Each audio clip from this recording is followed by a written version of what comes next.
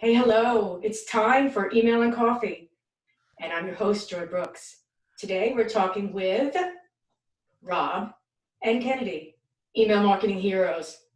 Hey guys, what are you drinking? It's email and coffee. Well, yeah, tea. Okay, well, we'll let you I've guys do that. You are Brits. I've gone all out and I've gone for the strawberry and mango tea. It's fancy stuff right there. Got a cardigan on. I left my weavers in the closet. I don't know what a weaver is. I don't know. It sounds like a gardening tool. It's something I purchased it's an Irish cardigan from Weaver. Oh. Very lovely. Got it in a week. Oh, Weaver's the brand. Very surprised. Oh, I've never heard of that. Have you heard of that, Rob? No. Look it up. All my family getting Weavers for Christmas. Weavers for all my family. That's what's happening. But we're here not to talk about cardigans. We're here to talk about email and marketing. So tell us a little bit about you guys so we know all about the heroes. Yeah, sure. So we have a really weird, unusual backstory, and that is that I'm Rob, by the way. Hello, he's Kennedy. I'll be using this voice for the rest of the interview. Kennedy's going to use his own. That way you'll be able to tell us. I'll be the one who's being the funny one. I won't be throwing mine. And we'll let the audience be the judge of that by the end. So I am actually a comedy stage hypnotist. For the past almost 18 years, I've been lucky enough to travel almost all over the world and do my show and hypnotize people and make them do crazy things for the audience's enjoyment. Kennedy is a mind reader. A mentalist, as you would call it in the States, uses psychology and body language and reading people and statistics and a whole bunch of other clever stuff to make it look like a lot like he can read people's minds. And so we met at, brace yourself, a magic convention for magician-y folks, because we hang out with magicians a lot. And that was it. And then we became friends very quickly. And then we realized as we went into the world of professional entertainment, we very quickly discovered that we had accidentally started a business. And we hadn't intended to. That wasn't our goal at all. We had the defense mechanisms and everything, but we still started a business by accident. And because basically being an entertainer, you have to be able to brand yourself and get clients and price yourself better than everyone else and still be fully booked. And so we worked really hard at that. And along the way, one of the things that we both found was that email was a really powerful way of getting clients, turning inquiries into clients, and so on and so forth. And then along the way, we both inadvertently started an online business too, where we were coaching other entertainers. I was helping other hypnotists to improve their hypnosis. Kennedy was coaching other entertainers to build a better entertainment business and to treat it more like a business. And again, email played such a huge role in those two businesses too. And we realized, you know what, we can actually transplant our skills that we use on stage of hypnosis and mind reading and the psychology behind that directly into email marketing in order to make email marketing really cool. And there you go. And it works. So far. Yeah, I mean, it does. It's really interesting how in our worlds, we all do this. We all compartmentalize what we do. You know, we think about all the things we do in our lives. And actually, if we could just apply more of what we do, more of the skills we naturally have to our email marketing, we would send emails that get a better result, but also we would send emails that people enjoy receiving more. Yeah, those skills are transferable, and we don't necessarily market those. We sometimes try to think, oh, well, you know, it's business, it's not this. But in many times, it's a combination of who and what we are that makes email marketing unique for each business, each brand. So let's talk a little bit about emails and how we get to send emails that people actually do want to open. Yeah, it's really interesting because I think for a long time, email has been one of those things where, well, it began life as the replacement for letters from your gran, didn't it? It began off life where it was electronic mail. We used to use the hyphen, e-mail. I think if Rob had his way, we still would have the hyphen. He loves a hyphen. But it's not anymore. We don't really use email that way anymore. Emails now no longer a replacement for the old-fashioned snail mail. It's now basically another app that people have on their phones that is sitting there snuggled in between TikTok and Instagram, where people receive notifications and interesting stuff. And that's the problem, is for such a long time, email was really self-serving for businesses. It was one of those things that we would only email when we had something to sell you. And that's how it worked for a lot of businesses for a long time. Still does, unfortunately. What's that? It still does for some businesses. Yeah, and the reason it still does for a lot of people, and the reason we exist, is because we want to change that. And the reason it's worked like that for such a long time, and the reason it's been that way, and still is because it worked. And like anything, marketers break everything. Everything. Facebook was a glorious place, and then we went on there, and we're like, what do you want to buy this then? Oh, Twitter was great until we started everywhere. We break everything. So what that meant is we showed up to people's inboxes when we had something to sell. I've got this thing. We've got our membership of the league. It's about email marketing. Do you want to buy it? No? Okay, I'll be back tomorrow to ask you again. Oh, look, it's Tuesday. We've got this thing. It's ready. We'll teach you email marketing and psychology. Do you want to buy it? No? Don't worry. I'll be back tomorrow to tell you about it. The problem with that is it's only serving us as the business, which means actually you've got no reason to open that email unless you're in the position to be about to buy. Because when you see my name drop in your inbox, you're going, oh, yeah, that's the guy who sells email marketing. He has that podcast. Yeah, I remember. But I'm not in the mood to buy that right now, so I'll just not open the email. And then you don't even get a chance to put your sales argument in front of them because just your name alone has killed the offer.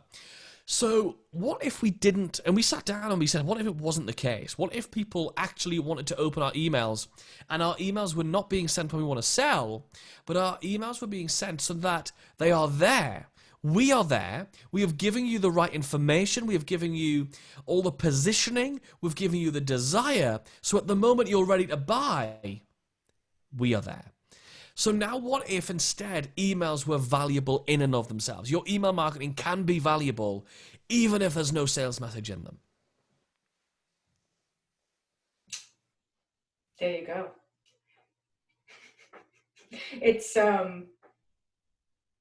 It's a strategy to think of every single time you pick up the pen. You go, what am I going to write? I'm going to write something valuable in and of itself. So when they get the email and they open it up, there's a little bit of value. It's a value prop. I hate using buzzwords, but it's a value prop. So you're sharing something. And that is something very unique of your own business, of yourself, because everyone's going to be different. You have to throw your voice in there. You have to throw a little bit of your brand. It's never going to be the same, even between two people that are selling earrings. It shouldn't be the same because your earrings are essentially different than their earrings. And why? Because me. And that's why I want you to buy them from me. Otherwise, you can buy them anywhere. I don't care. But I do care. Why do I care? Here it is. This is why I care. Totally. And the interesting thing is that despite the fact, two earring salespeople would be totally different with their email marketing, the process they can follow in which to do it is exactly the same. There's a weird thing that's occurred where we've sort of created this fairly cookie cutter framework for creating emails, but the end result totally different. So everybody, literally Kennedy and I could sit down and we work together closely every day, but we could both sit down with the same stimulus and the same end result. And we have to go and write an email about it. And it would come out looking totally different, just following the same framework. Because what we had to do was we had to sit down and figure out, how do we make this easy to do? Because we're not super clever and we're definitely not professional writers. In fact, Kennedy started doing all of this. He started emailing his list every day because he was dyslexic and thought, well, that's just a quick way to improve writing, is just to do it more often. And so we needed a way to make this so simple that even we could do it without being the best storytellers on earth, without being the smartest or funniest people on earth, and we could do it with any marketplace and any niche, no matter how dry or boring or unsexy you might think some products are. We've talked about this with our accountant. We know accountants aren't very sexy. And so I'm sure there are sexy accountants, but accounts themselves, not very sexy. And so we had to figure out, how do we actually make this work? So we came up with a whole bunch of different strategies. And one of them is to realize, this first bit to realize, that actually there are so many different ways in which you can deliver value into people's lives. And the value can come in the form of entertainment. So we love using stories about the stuff that's happened in our lives. So this weekend, I just started watching a terribly trashy British TV show called Celebrities Go Dating, where they take single celebrities, I'm using air quotes, and send them dating with general members of the public. Hilariously trashy television. That's an interesting story. I can now weave that into, and it will be going out. In fact, it was yesterday's email. That will be going out to our subscribers to tell them about this thing I've been watching and what that means to them and their email marketing, and then transitions into an offer. So entertainment works really well. Along the side that you get to answer people's questions and solve their problems. Because I think one of the things that we forget is that somebody came along and joined your email newsletter at some point because they have a problem of some description, whether they've got some sort of business that's not working and they want your help with it, or they've got holes in their ears and they want some earrings to go in them. Like, at some point they've got a problem in their life and they think you've got the solution, and so they opt into your list. And then what most people tend to do is to disappear, like ghosting somebody after a great first date. Like, they just disappear and you're nowhere to be seen until you've got that next thing to sell, as Kennedy talked about before. So how can a brand, rather than a personal brand, do this? Right. It's really interesting. I mean, we again, it's something we hear a lot, we talk about in our groups and podcasts and stuff about. And it's the thing with it is we have gone through a phase where personal brands, first of all, used to say, we this and we that, and we know it's just you with your dog in the cupboard under your stairs. And there's no we, it's just you. Or you've got maybe a personal assistant, or you've got an imaginary personal assistant. I did that, when I was first doing my first ever gigs. Kennedy could not be negotiating these fees for these events, but Sheila, my made-up assistant, which was just me and a hello. Actually, I was just typing. I wasn't really doing the voice. Did you dress up to get into the role or not? Yes, but it was nothing to do with the role. No. Was she an Aussie Sheila, or was she? Yeah, Sheila was like completely, like, just not even a person. And literally, but we've gone from that where micro businesses would pretend to be bigger than they are, with we's and that kind of thing, to the exact opposite, where brands are now creating personalities and personalizing. There are, if you look at the way that a lot of, I'm just thinking there's some British examples. There are TV commercials, ads on TV, where they've personified the brand, and we don't know who the CEO is, but we know that character who's always in that ad, and so they are trying to get you to not think about this large corporation that's behind it. And what we've got to remember is every single thing we do is about one human being connecting and resonating with something that another human being did. Like, no company writes an email. That's impossible. A company can't write an email. A person who works in the company can write an email. And yeah, it's that whole human thing that's being bandied about a bit. But what you got to remember is when there's a person writing the email, great, and then on the other end there's a person receiving the email. So why do we write as if none of those things are true? Because we're all just falling into this wasteland of bland stuff that doesn't resonate, nobody cares about, and nobody feels anything personal about. Whereas if I'm sending the email from Nike, say I'm Nike, you guys in the States you call it Nike. If that's who I write for, I can be Kennedy from Nike, the marketing guy at Nike, and I'm like, hey, we've got these really cool, awesome new trainers that we've got coming out. My girlfriend is gonna do a new park run, and I'll tell you a story about that. Then suddenly, we've got a human relationship. You're imagining my actual life, which builds trust in a world where we live in the lowest levels of trust online in history.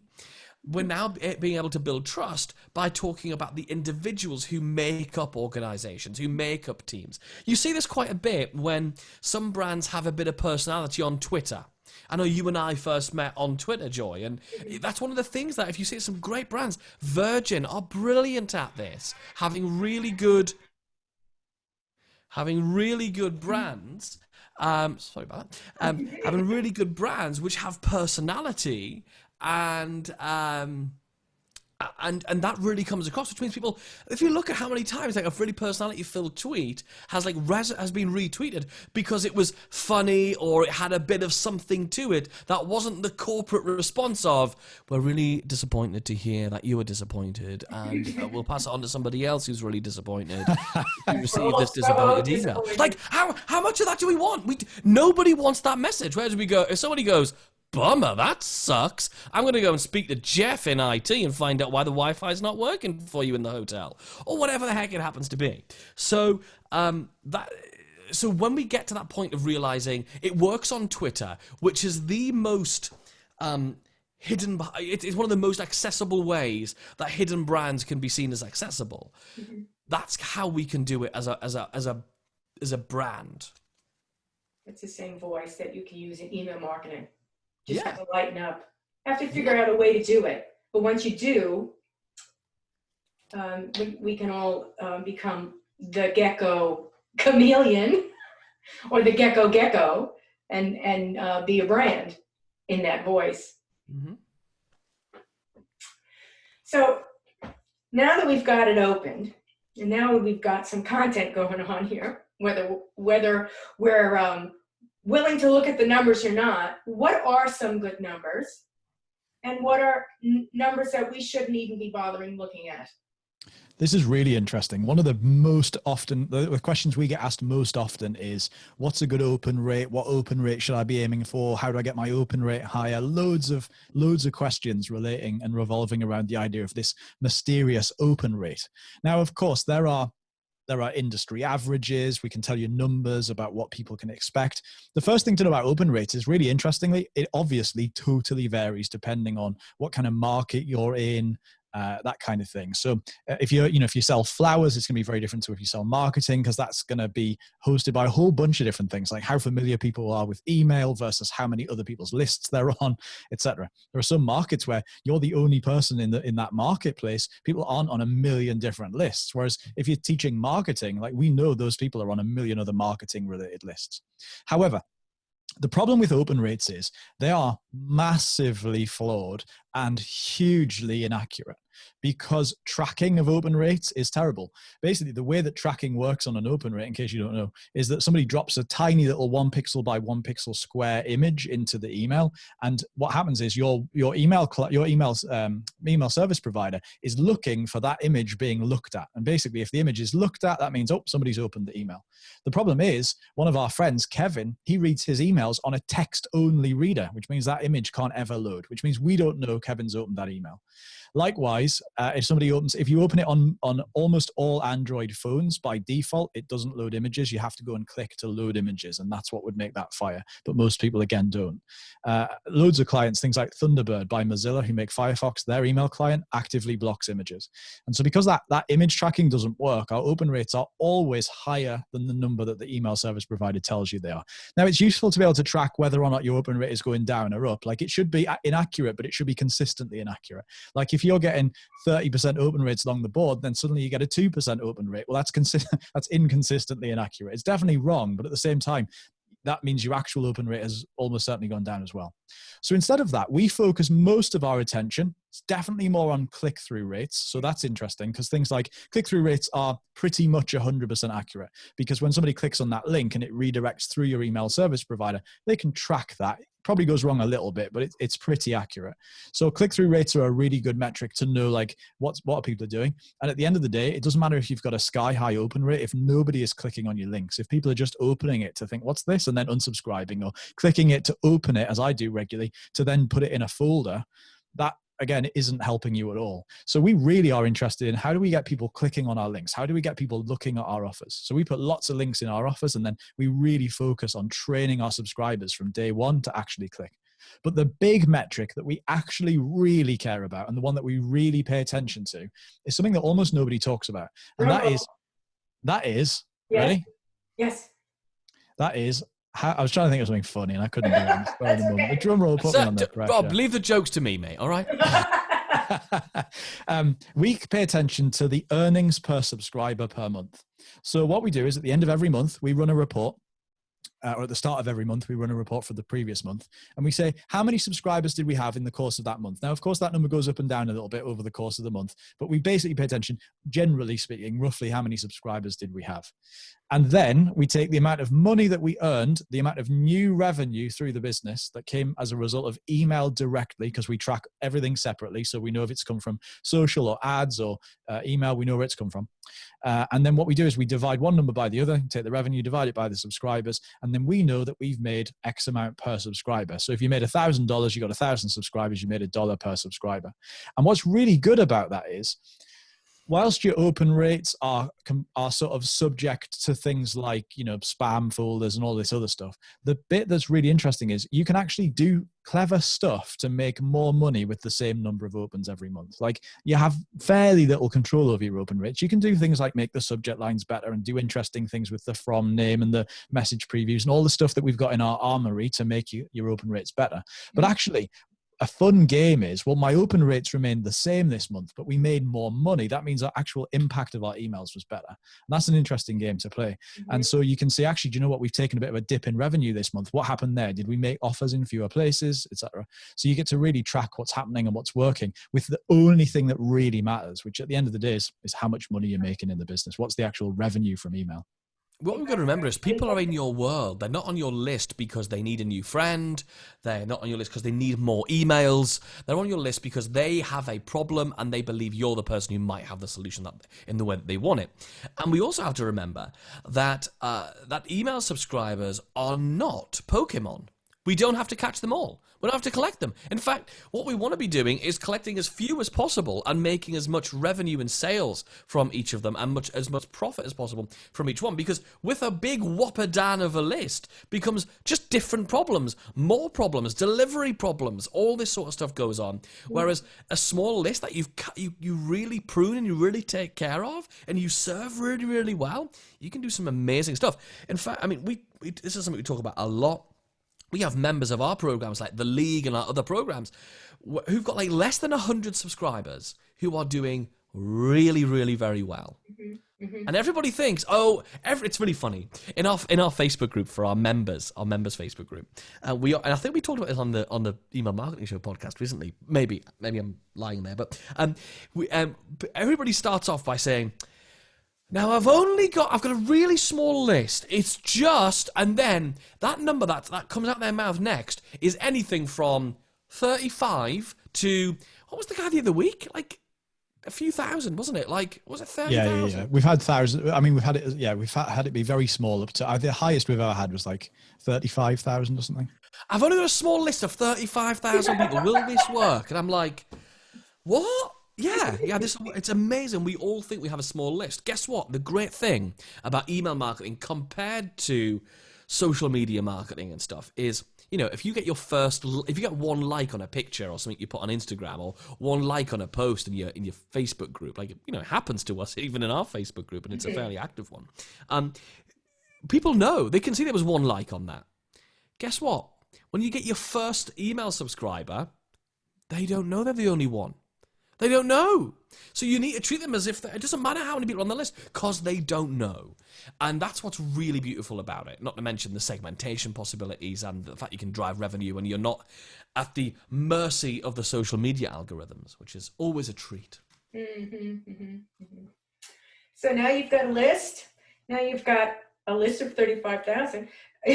You've got your content. You've got subject lines. You've got all these things. You've got your routine, your process.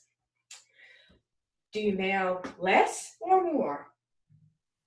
So this makes us very unpopular until people get it. And then it makes us very popular indeed. And that is, we email our list at Email Marketing Heroes 365 times a year, every day. That's not like, 365 times in one day and then we take a year off. Like, it's every day, forever. And in one of Kennedy's businesses, he emails Monday to Friday. One of my businesses, I email every day, 365 days a year. And the reason we do it is, to quote our friend Paul, we turn up and we send an email every single day that we want to have a positive impact on somebody's lives and every day that we want to make a sale. And we want to do both of those things every single day. And that's why we email every single day. And again, if we make that little mental switch in our minds away from this idea of emails bother people, emails are bombarding with people with stuff they don't want, and actually think, do you know what? Our emails can deliver value in exactly the same way as a post on Instagram can. And here's where I think the difference comes in. People kind of think, well, if it's on Instagram, I can choose to not, you can effectively choose to not look at it. Okay, you can't choose whether it comes up in your feed or not, but you could like scroll straight past it, you know, like it's less intrusive. It's like the non-invasive surgery of the marketing world, isn't it? It's not like you're sort of forcing it into a place that they've got so whereas when you're emailing people, you're pushing it into their inbox and you're pushing it in front of them. And if they want to get past it, they've either got to delete it or move it into a folder or something like that. So people think it's quite intrusive, but actually what we found is there's a whole heap of benefits to emailing more often. The first one is you just can't build a strong relationship with somebody who you only hear from once a month. And I bet everybody has done this, where we subscribe to somebody's list because we wanted some free thing. And then we subscribe and they send us that lead magnet, and that's lovely. And then within 3 or 4 days, we've forgotten who they are, why we subscribed in the first place, what we wanted. And then a month later, they pop up with a newsletter and it's full of random bits with headings and little chapters and a paragraph about this and a picture of Dave, the dog who won an award. And like, that's that. And then, it's just sort of very random and it's interrupting your day and there's too much to look at and you can't focus and it doesn't move you personally in your life any further forward. And it's just a pain. Nobody wants that. And so instead, what we choose to do is we choose to say, okay, great. As soon as somebody joins our list, let's tell them we're going to email them every single day and give them the chance to get out if they want to. So we'll say, listen, every day from this point forward, you'll get a short, sharp email. It's less than 170 words usually. We'll have an inspiring story, idea, tip, piece of advice, something to spark your email marketing that day. That's it. And if you don't want it, that's fine. Just scroll at the bottom, hit unsubscribe. We'll not be offended. In fact, we'd rather people got off our list altogether and never heard from us than received our monthly email newsletter or weekly email newsletter. So now that we know that we've told them we're going to email them more often, we know that it's perfectly okay to email them more often. And at any point they can choose to opt out of that. And we can talk about how we do that. There's actually 2 different ways that they can opt out. There's a couple of different options there. They can either unsubscribe completely or they can just unsubscribe from hearing from you on a daily basis. And instead they only hear from you when you're doing like a big promotion. So like if you've got Black Friday coming up, you'd suddenly email them again and they can choose not to hear about that. And then when Christmas is around the corner, maybe you're doing a Christmas launch thing and you can tell them about that. And again, they can choose to opt out of that. So it's like a granular opt-out process that we put in place. But now that we're emailing people every single day, we get to move the needle in terms of our relationship every day. We get to give them inspiration to move forward with their email marketing in our case every single day. We get to touch base and build a relationship with them and they learn something new about us every single day, which means we're building the deepest possible relationship. And do you know what? You just become a natural part of their life, a part of their life that would feel missing if you weren't there. Mm-hmm. So, I mean, Kennedy, you can tell the story about when you got stuck on the way back from Vegas. Yeah, I mean, literally, I've been emailing my list Monday to Friday for 4 years, maybe longer. It might be 5, might be 6. I don't know, a long time. And so basically, I'd gone and I was giving a keynote, a presentation of some description in Las Vegas when we used to do a lot of keynoting stuff and we were allowed out the house. Let me out! When we were allowed out. When was that? I know, imagine. And then, so I went to Vegas, did the thing, had a few extra days, wrote my emails from Vegas every day. Very nice. Here's a picture of the Bellagio. Everything's lovely. Anyway, I fly home and I because of a combination of time difference, because it's 8 hours behind us, then delayed flights on an airline which will remain anonymous. It was British Airways. Because of flight delays and because of having no internet or really poor internet that wouldn't work in the airport, basically, I couldn't send an email this day. Just did not happen. My assistant Eddie must have received, it's definitely 20, it might have been 30, it might have been more, emails from people saying, is Kennedy okay? Because I haven't received an email. That is the opposite of people who are bothered and bugged and annoyed by your emails. That is people who genuinely want to receive them. So that was one instance. Another instance is, people join our email list. So let's say, walk you through a sort of process, right? So one of the things people do is they might come and join our free Facebook group. So they come along, join the Email Marketing Show community. They put their email address in on the way in so they can get our daily tips. That's lovely. And then they're going to receive an email every day where we often will promote, our main thing we promote is our membership, which is called the League. And then they join the League. And then this is when it gets really weird. Well, we think it's weird, but it's nice at the same time, I guess. And that is, they'll join the League, and this happens like every week. Like, this is not like an irregular occurrence. In fact, so we are thinking about how we had a meeting last week about how we fix this. It's been going on for months. And they'll say, I've just joined the League, but I don't receive your daily emails anymore. Can I receive them? And we're like, no, because they're the emails that sell you the thing you just bought. You don't need selling anymore. They're like, no, but I missed them. So we've had to reconfigure the way that our selects do our searches done, our custom search inside of our email marketing system, so that it now allows people who have bought the thing that we sell to still receive the sales emails for the thing that they've bought. Because they really like them that much. And like Rob said, we're not journalists, we're not trained writers, there are typos in our emails, there's no graphics, they are text, that is it, and they love them. Amazing. Now that's meat with those potatoes. Yeah, exactly. So obviously you guys are good with content, but some people aren't. Where can people find content for their emails? This is another shortcut we had to come up with, because we knew what we do. We only teach stuff we do, right? And the reason we teach email marketing is because we had to figure it out for ourselves with our entertainment businesses and then the other hustles we came up with. So when we knew we wanted to email every single day, we have had days where we've sat down and looked at the screen and gone, oh no, not today. I've got nothing fun. I've got nothing to say. I'm boring. Nothing's happened. I've sat in this house, looked at these walls. It's all I've done. We've had those days. We've had the days where we couldn't be bothered. We've had days where nothing's happened. We've had it all. It started off with one day I had nothing to write, so I wrote about the fact that I had nothing to write. Hello, I've got nothing to say today. Didn't know what to say. Do you ever have times when you've got nothing to say? Good news. Every month inside the League, we give you a brand new campaign so you always know what to say. Done. So that's one way. And there's another really good couple of things to do. One of the things we like to do is ask each day, just ask yourself, what is the least boring thing that's happened in the last 24 hours? What's the least boring thing? And just write about that. So for me, least boring thing that happened in the last 24 hours. This morning, 8 o'clock this morning, the guy calls to fix the internet because we've been getting terrible internet speeds and we were the first appointment. That was a good start of the day. And then from that's one really strong way of coming up with content every day. Because the great news is you've always had the 24 hours beforehand. No matter what state you were in, whether you were drunk, hungover, asleep, whatever, there was always the previous 24 hours. So asking yourself, what is the least boring thing that happened in the last 24 hours is a really, one of the, I think we have 9 now when we do our complete training about how to do an email every single day. I've added some more stuff to it today. I think we've got 9 different ways of coming up with them, just so that you can always get kick-started on how to come up with those stories. I think that's a reason for me to start email marketing, because I'm just like the cobbler with the kids with no shoes.